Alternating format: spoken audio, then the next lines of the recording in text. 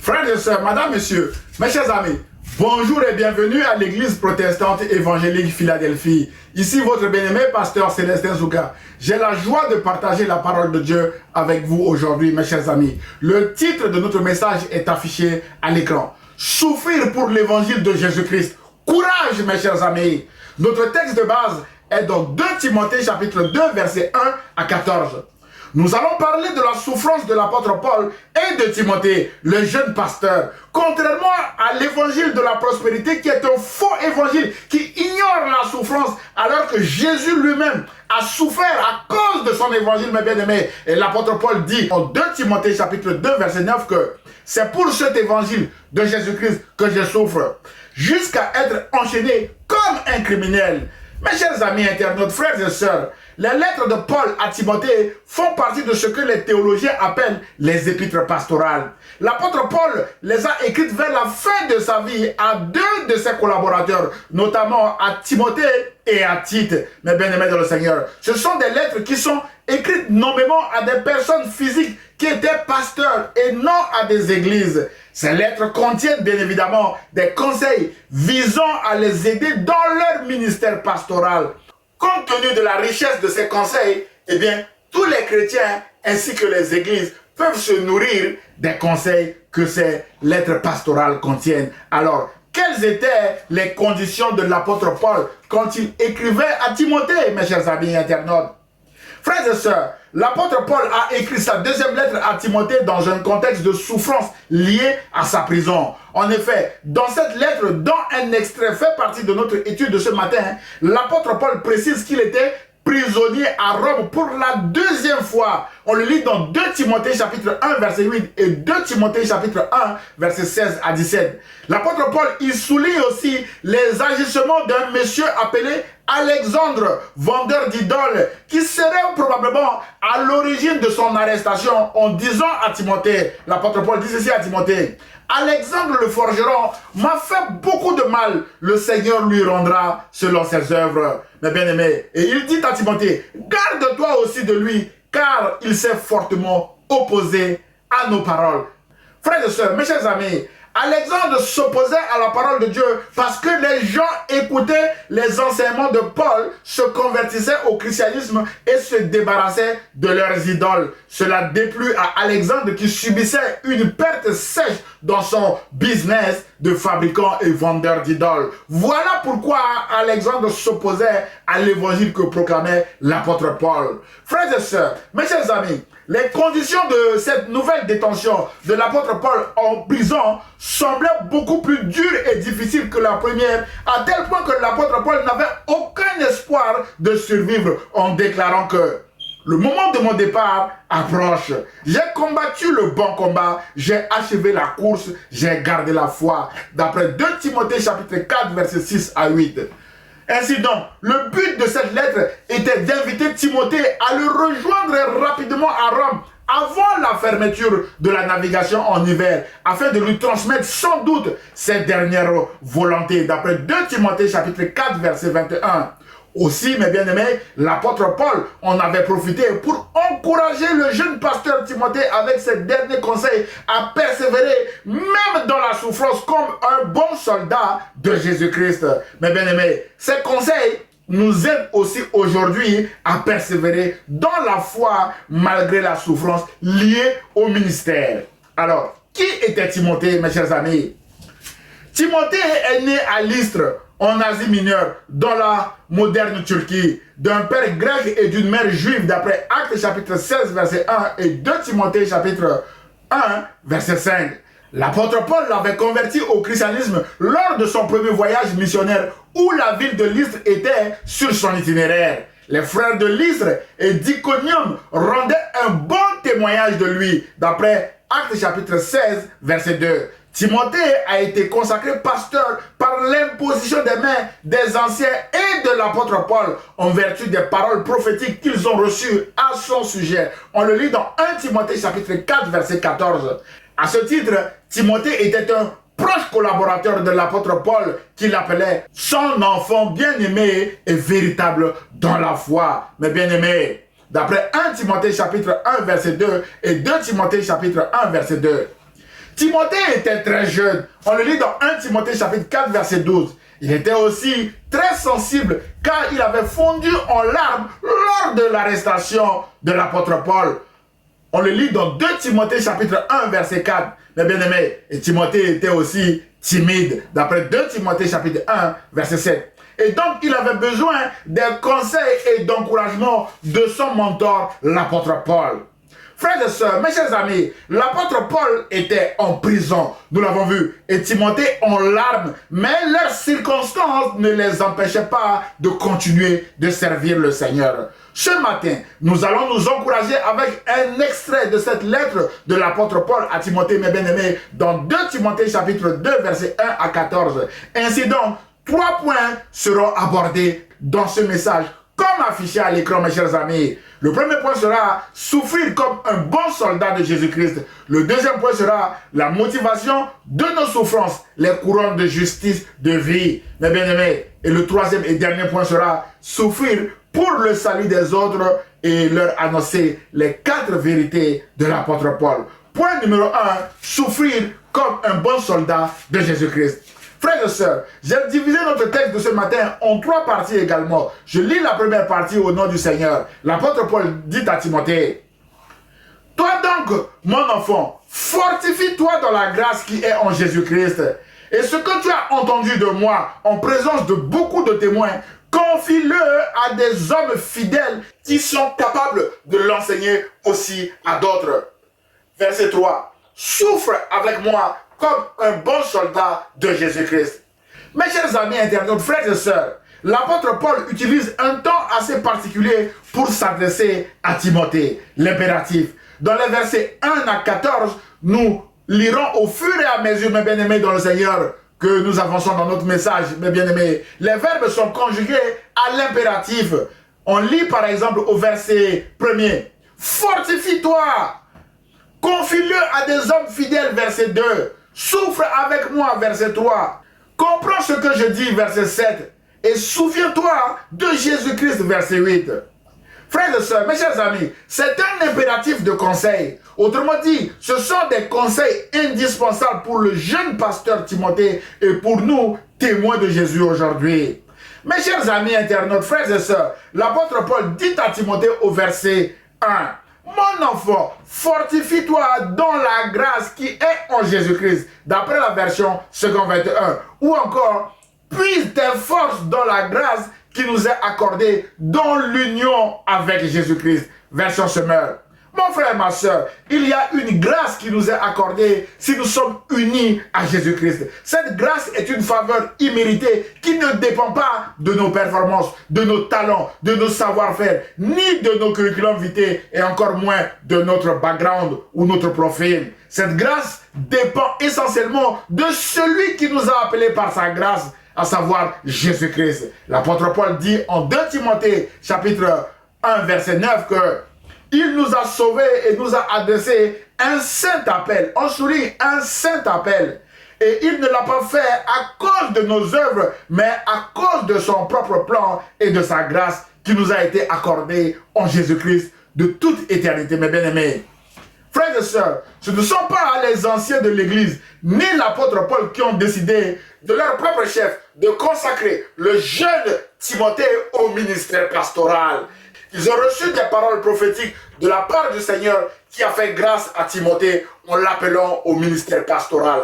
À ce sujet, Paul dit à Timothée, le commandement que je t'adresse, Timothée, mon enfant, selon les prophéties faites précédemment à ton sujet, c'est que d'après elles, tu combattes le bon combat en gardant la foi et une bonne conscience, d'après 1 Timothée chapitre 1 verset 18 à 19. Frères et sœurs, l'apôtre Paul conseille vivement Timothée en lui disant « Ne néglige pas le don qui est en toi et qui t'a été donné par prophétie avec l'imposition des mains de l'assemblée des anciens. » Autrement dit, Timothée a reçu un don par prophétie. C'est une grâce divine et l'apôtre Paul recommande à Timothée de puiser sa force dans cette grâce, mes bien-aimés. Mes chers amis internautes, frères et sœurs, la grâce est un don de Dieu. Aujourd'hui encore, Dieu continue de faire grâce à ses enfants comme il a fait à Timothée. Pour saisir cette grâce et marcher dans la voie que Jésus a tracée pour vous et moi, nous devons être unis à Jésus afin de puiser notre force, mes bien-aimés, dans cette grâce qui est une faveur imméritée de Dieu. Ainsi, mes bien-aimés, quels que soient les obstacles, les difficultés, les souffrances de la vie quotidienne, fortifions-nous en puisant notre force dans cette grâce en Jésus-Christ. Rappelons-nous que Dieu est fidèle et Dieu ne se répand pas de ses dons et de son appel. On lit dans Romains chapitre 11, verset 29. Dans sa fidélité, mes bien-aimés, Dieu nous conduira à bon port si nous ne nous relâchons pas à cause des obstacles et de la souffrance. Alors, puisons notre force dans cette grâce afin d'accomplir les œuvres que Dieu a préparées d'avance pour nous. Frères et sœurs, mes chers amis internautes, au verset 2, l'apôtre Paul dit à Timothée, « Ce que tu as entendu de moi en présence de beaucoup de témoins, confie-le à des hommes fidèles qui soient capables de l'enseigner aussi à d'autres. » L'apôtre Paul recommande à Timothée de ne pas garder pour lui tout l'enseignement qu'il a reçu, mais de le partager à des hommes et des femmes fidèles, dignes de confiance, afin qu'ils puissent aussi le transmettre à d'autres. Mes chers amis internautes, bien-aimés dans le Seigneur, l'évangile de Jésus-Christ est un partage. Lorsque Jésus a envoyé ses 12 disciples en mission, il leur a donné cette recommandation en Matthieu chapitre 10 verset 8 en disant « Allez, prêchez et dites, le royaume des cieux est proche, guérissez les malades, ressuscitez les morts, purifiez les lépreux, chassez les démons. Vous avez reçu gratuitement, donnez gratuitement. » Fin de citation de Jésus. Mes chers amis internautes, frères et sœurs, l'Église protestante évangélique Philadelphie vous encourage à fortifier aussi les autres en partageant ce message. C'est alors que nous serons des hommes et des femmes fidèles qui partageons avec les autres l'enseignement que nous avons reçu, mes bien-aimés. Frères et sœurs, dans les versets 3 à 4, l'apôtre Paul dit à Timothée, « Souffre avec moi comme un bon soldat de Jésus-Christ. » Il n'est pas de soldat qui s'embarrasse des affaires de la vie s'il veut plaire à celui qui l'a enrôlé. Mes chers amis internautes, frères et sœurs, aujourd'hui l'évangile de la prospérité nous envahit avec des prédicateurs talentueux. Vous arrivez pauvres au début de leur message et vous repartez riches à la fin. Seulement en lisant les Saintes Écritures, comme ce verset 3, ou des extraits de la vie de l'apôtre Paul, d'autres grands personnages comme Jésus, mes bien-aimés, nous voyons qu'il y a un grand décalage entre la vie de ces personnages, mes bien-aimés dans le Seigneur, et ces messages de prospérité que nous entendons par-ci, par-là, mes bien-aimés dans le Seigneur. Mes chers amis internautes, frères et sœurs, l'apôtre Paul sait de quoi il parle quand il dit, depuis sa prison de Rome, au jeune pasteur Timothée, souffre avec moi comme un bon soldat de Jésus-Christ. En effet, lors de sa première rencontre avec le Seigneur, le jeune Saul, devenu l'apôtre Paul, est resté 3 jours dans le noir, sans voir, ni manger, ni boire, d'après Actes chapitre 9, verset 9. Et en 2 Corinthiens, chapitre 11, verset 23 à 28, l'apôtre Paul dit ceci. « Souvent en danger de mort, 5 fois j'ai reçu des Juifs 40 coups moins 1. 3 fois j'ai été battu de verge. 1 fois j'ai été lapidé. 3 fois j'ai fait naufrage. J'ai passé 1 jour et 1 nuit dans l'abîme. Fréquemment, en voyage, j'ai été en péril sur les fleuves, en péril de la part des brigands, en péril de la part de ceux de ma nation, en péril de la part des païens, en péril dans les villes, en péril dans les déserts, en péril sur la mer, en péril parmi les faux frères. On souligne faux frères. J'ai été dans le travail et dans la peine exposé à de nombreuses veilles, à la faim et à la soif, à des jeûnes multipliés, au froid et à la nudité. Et sans parler d'autre chose, je suis assiégé chaque jour par les soucis que me donnent toutes les églises. Waouh! Où est la prospérité dans cette déclaration de l'apôtre Paul, mes bien-aimés dans le Seigneur? Le but premier de l'évangile est de nous aider à aller au ciel, mes bien-aimés dans le Seigneur, et non pas à être riche, même si la richesse est une bénédiction, mes bien-aimés dans le Seigneur, complémentaire qui nous vient de la part du Seigneur. Fort de cette expérience, mes bien-aimés, l'apôtre Paul dit à Timothée, souffre avec moi comme un bon soldat de Jésus-Christ. En effet, tous ceux qui veulent vivre pieusement en Jésus-Christ seront persécutés. D'après 2 Timothée chapitre 3, verset 12, mes bien-aimés dans le Seigneur. Alors, persévérons, mes bien-aimés dans le Seigneur, malgré les obstacles et les difficultés dans le ministère. Point numéro 2, la motivation de nos souffrances, les couronnes de justice de vie. Frères et sœurs, mes chers amis internautes, Jésus ne nous a pas appelés à souffrir vainement pour lui. Non, il y a des récompenses au bout de nos souffrances qui nous motivent à persévérer. L'apôtre Paul a aussi parlé de ces récompenses à Timothée en prenant des exemples concrets de la vie courante. Il dit en 2 Timothée chapitre 2 verset 4 à 9 que il n'est pas de soldat qui s'embarrasse des affaires de la vie s'il veut plaire à celui qui l'a enrôlé. Et l'athlète n'est pas couronné s'il n'a pas combattu suivant les règles. Il faut que le laboureur travaille avant de recueillir les fruits. Comprends ce que je dis, car le Seigneur te donnera de l'intelligence en toutes choses. Souviens-toi de Jésus-Christ, issu de la postérité de David, ressuscité des morts, selon mon évangile, pour lequel je souffre jusqu'à être lié comme un malfaiteur. Mais la parole de Dieu n'est pas liée. Mes chers amis internautes, malgré nos souffrances, malgré les attaques de nos ennemis, de nos adversaires, la parole de Dieu n'est pas liée. Mes chers amis, la bonne nouvelle est que c'est en vainqueur, comme Christ, que nous souffrons. L'apôtre Paul encourage le jeune pasteur Timothée en parlant de son prochain trophée que le Seigneur Jésus lui donnera parce qu'il a combattu le bon combat et qu'il a gardé la foi. Paul dit que désormais la couronne de justice m'est réservée. Le Seigneur, le juste juge, me la donnera dans ce jour-là, et non seulement à moi, mais encore à tous ceux qui auront aimé son avènement. D'après 2 Timothée chapitre 4 verset 8.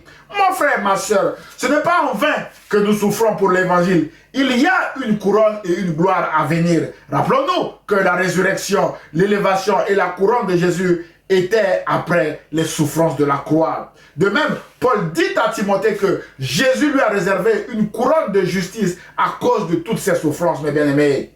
Mes chers amis, tous ceux qui souffrent pour l'évangile aspirent également à une couronne. Pour cela, nous devons être fidèles et fermes dans notre engagement de continuer de marcher avec Jésus, malgré les temps difficiles que nous traversons, mes bien-aimés dans le Seigneur. Jésus lui-même nous encourage en Apocalypse chapitre 2, verset 10b en disant « Sois fidèle jusqu'à la mort et je te donnerai la couronne de vie. » Mes chers amis internautes, en récompense à nos souffrances, nous vivrons aussi éternellement avec Jésus. L'apôtre Pierre dit que nos souffrances sont passagères et non éternelles, mes bien-aimés, en déclarant en 1 Pierre chapitre 4, verset 12 à 16 que mes bien-aimés, ne soyez pas surpris de la fournaise qui sévit parmi vous pour vous éprouver, comme s'il vous arrivait quelque chose d'étrange.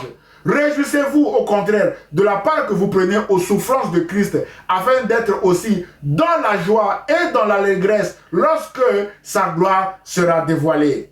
Mais si quelqu'un souffre parce qu'il est chrétien, qu'il n'en ait pas honte. Au contraire, qu'il rende gloire à Dieu dans cette situation. D'après 1 Pierre chapitre 4, verset 12 à 16. Frères et sœurs, mes chers amis internautes, rendons gloire à Dieu pour nos souffrances actuelles qui se transformeront un jour en joie, mes bien-aimés, et en allégresse lorsque la gloire de Jésus se dévoilera dans nos vies, mes bien-aimés dans le Seigneur. Rappelons-nous de cette dernière parole de Jésus qui a dit à ses disciples: vous aurez des tribulations dans le monde, mais prenez courage, j'ai vaincu le monde. D'après Jean chapitre 16, verset 33. Mon frère, ma soeur, prenons courage car nous ne sommes pas seuls. Le Saint-Esprit est avec nous et Jésus-Christ a vaincu le monde. C'est donc en vainqueur que nous souffrons, mes bien-aimés. Frères et sœurs, pour aider Timothée à comprendre cette vérité, l'apôtre Paul prend des exemples de la vie quotidienne dans les versets 4 à 7, notamment du soldat qui ne s'embarrasse pas des affaires de la vie s'il veut plaire à celui qui l'a enrôlé. De même, l'athlète doit d'abord combattre suivant les règles avant d'être couronné, et ensuite le laboureur qui doit d'abord semer avec labeur avant de recueillir les fruits de sa semence, mes bien-aimés dans le Seigneur. L'apôtre Paul insiste sur ces trois exemples en disant à Timothée: comprends ce que je dis, Timothée, verset 7.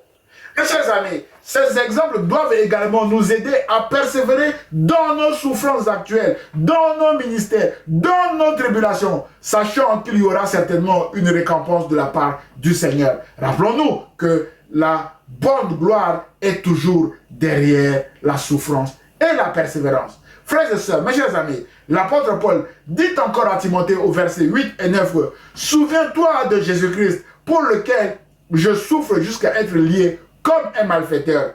Mais la parole de Dieu n'est pas liée. » Mon frère, ma soeur, un bon soldat en mission se motive toujours en se souvenant de la cause de sa patrie, de sa nation, de ses compatriotes, qui, sans son intervention, deviendrait une proie pour l'armée ennemie ou pour les envahisseurs. De la même manière, dans nos tribulations ou nos souffrances, souvenons-nous de Jésus-Christ pour lequel nous souffrons parfois comme des malfaiteurs.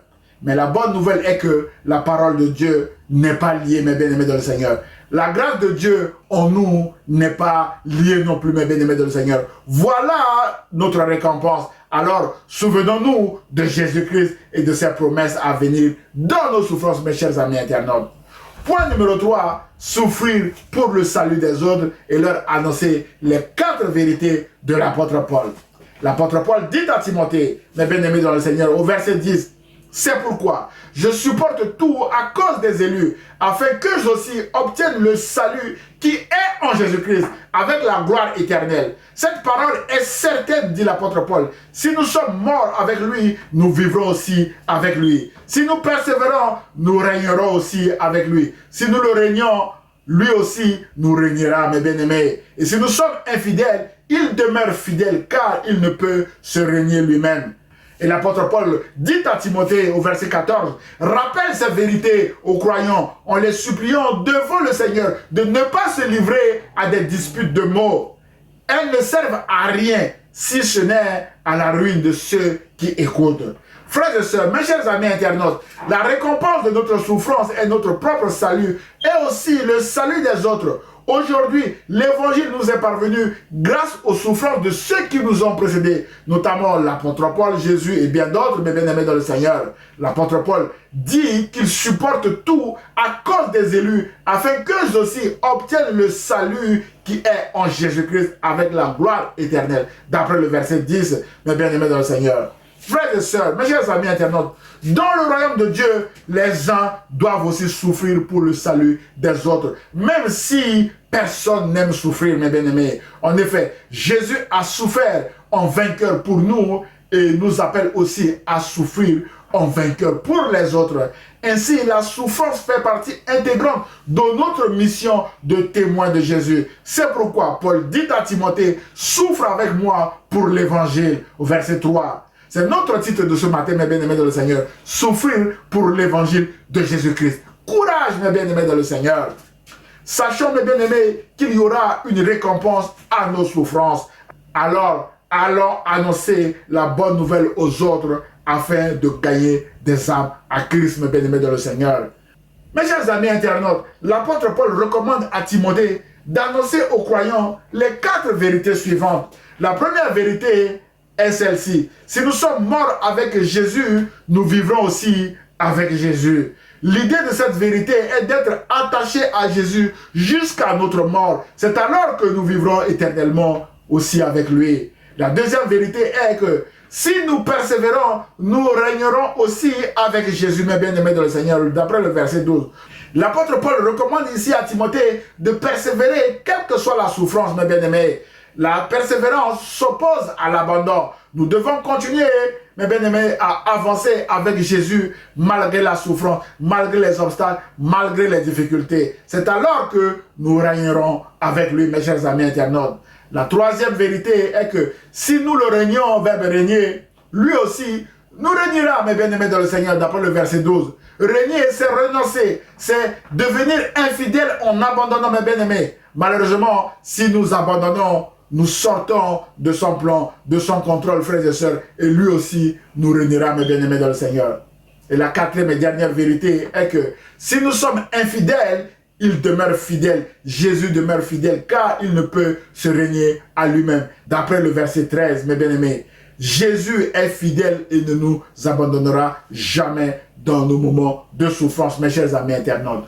En conclusion de notre message d'aujourd'hui, frères et sœurs, mes chers amis internautes, le ministère pastoral, toujours avec un appel de Jésus-Christ au préalable, implique trois choses. Premièrement, une tâche à remplir qui est l'enseignement de la parole. Pour cela, l'apôtre Paul recommande à Timothée et à nous aujourd'hui, mes bien-aimés dans le Seigneur, ce que tu as entendu de moi, c'est-à-dire mon enseignement en présence de beaucoup de témoins, confie-le à des hommes fidèles qui soient capables de l'enseigner aussi à d'autres. D'après 2 Timothée chapitre 2, verset 2.